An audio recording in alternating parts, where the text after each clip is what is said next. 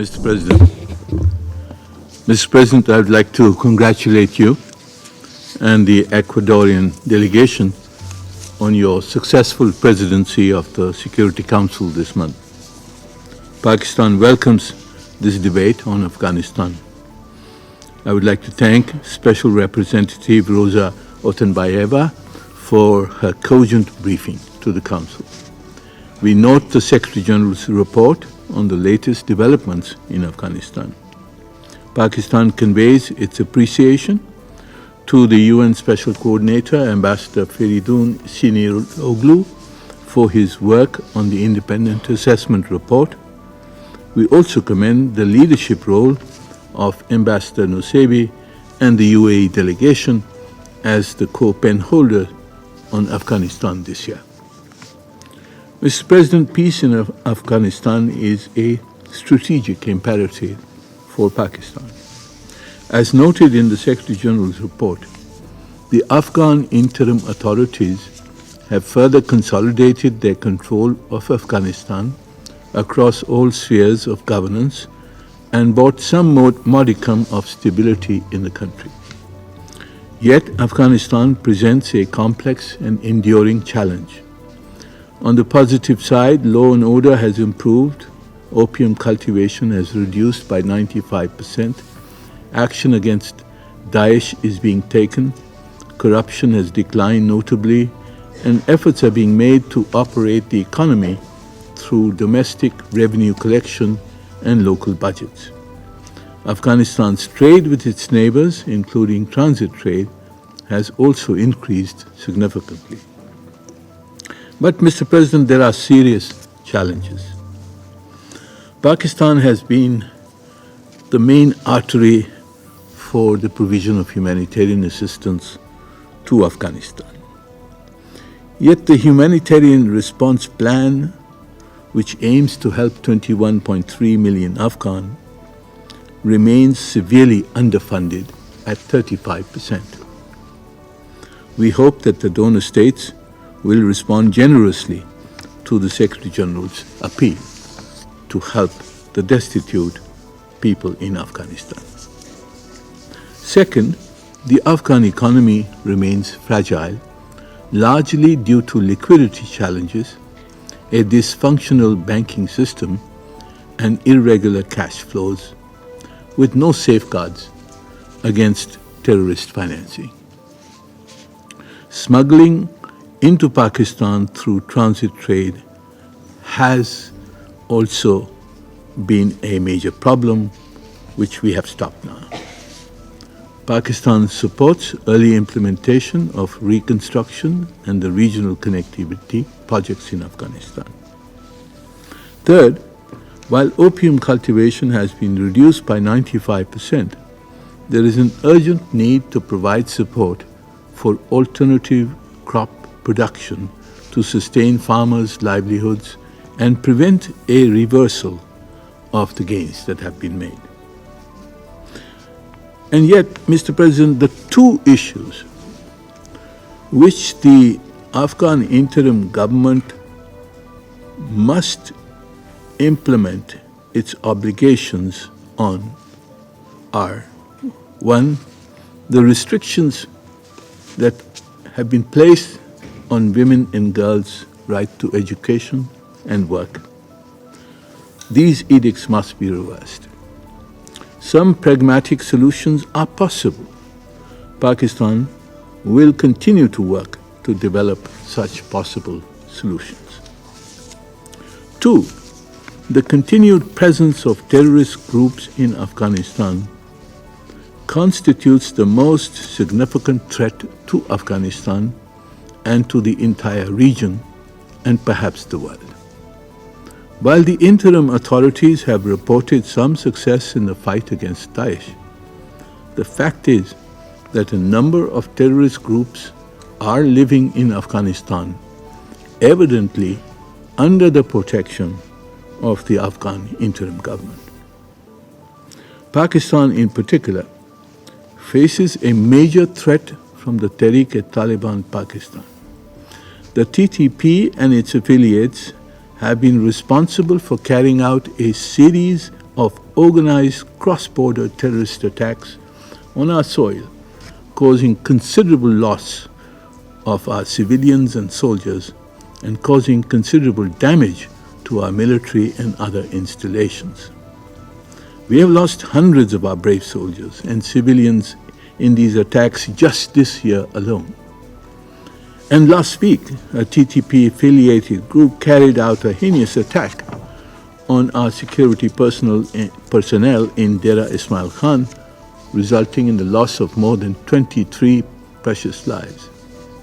These attacks have become more lethal and sophisticated since the TTP terrorists have acquired and use advanced military equipment. These weapons obviously originate from the considerable stocks left behind by foreign forces. Yet the question is, how did the TTP, a listed terrorist organization, secure these weapons? Pakistan demands that the United Nations, whether UNAMA or another agency, conduct a thorough investigation to elicit how these weapons got in the hands of the TTP and to identify ways of retrieving them. It is clear that the TTP has been given free rein to conduct cross-border attacks against Pakistan's border outposts and other installations. We also have clear evidence that the TTP receives support from our main adversary. Mr. President, the Security Council should invigorate the work of the 1988 Committee to secure action by the Afghan interim government against all these terrorist groups in Afghanistan and empower the monitoring team to analyze and inform the committee and this council about progress made in the context of counterterrorism in Afghanistan. Any process of engagement with the Afghan interim government should be conducted on the basis of the action that it takes against these terrorist organizations. Else, we will see the recurrence and proliferation of terrorism from Afghanistan, as happened prior to 9/11, threatening not only the region, but the entire world. Mr. President, Pakistan has indeed paid an enormous price for its 40 years of generosity towards Afghanistan. After 40 years, we continue to host 1.4 million registered Afghan refugees with little or no support from the international community. Since the Afghan interim government claims that peace has been restored in Afghanistan, it should work with the High Commissioner for Refugees to make preparations for the early repatriation of these Afghan refugees. There were another 2.2 million Afghans who are in Pakistan undocumented and illegally present there. These include 700,000 who crossed into Pakistan after the Taliban takeover. Besides the security threat posed by terrorist sleeper cells, many of these illegals are involved in drug trafficking, operate property mafias and other crimes. And the inflow of such large numbers has had a negative impact on Pakistan's economy and jobs market.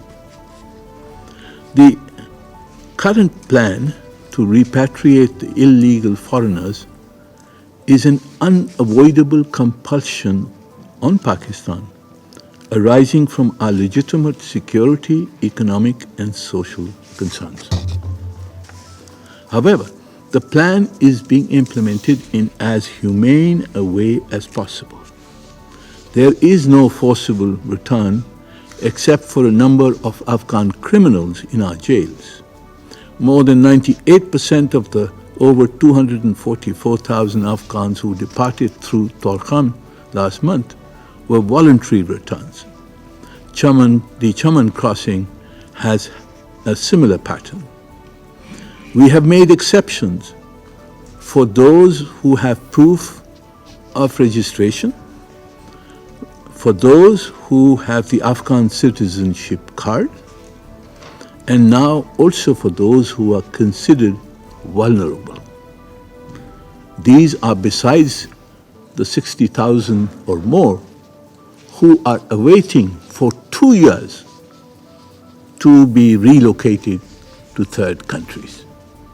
And we urge those third countries to accelerate their process in order to receive these people who they have agreed to receive, as such, and lighten the burden on Pakistan.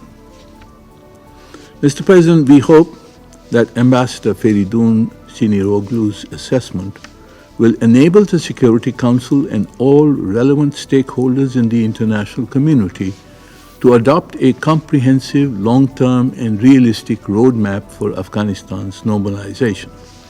Any process of engagement with the Afghan interim government must be constituted on the basis of its response to the core concerns of the international community: respect for human rights, particularly the rights of women and girls, political inclusivity, and action to neutralize the terrorist organizations in Afghanistan, not only Daesh, but also the TTP and other entities which threaten the security of Afghanistan's neighbors.